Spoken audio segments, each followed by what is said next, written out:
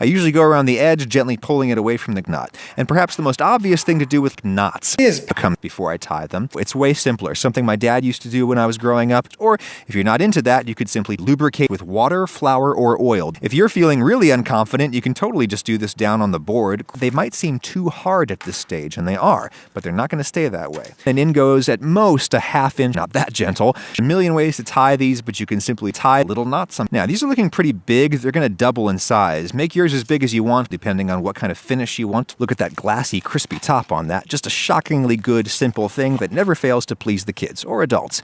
I once saw this young lady making these at a restaurant, and she did this rad move where she'd pick up the knots, wrap it around 2 fingers twice, and then send the excess through. She did like one every second that way, and if the knot was sticking to you really bad, you just stir and stir for a minute. Give them time to absorb that stuff. Sure, the inside is done, and pull them out to paper towels. And I'll pour in much of my season to come. I'll hold back a little just in case they don't need it.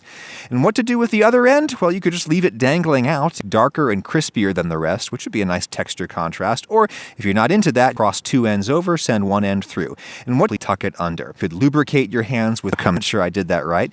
Knots are coated in a heavily seasoned and I don't think they need to be covered. That coating of should form a water-safe barrier to keep them from drying out over that time. In here in the US, it's something you traditionally drink as you're hanging out with your friends waiting for dinner to be served. Flavored to excite the palate. Yum. You can make cocktail super refreshing and creative, that is. Will the Asian flavors in this particular one clash with something like knots? No, those are like long-lost cousins reunited.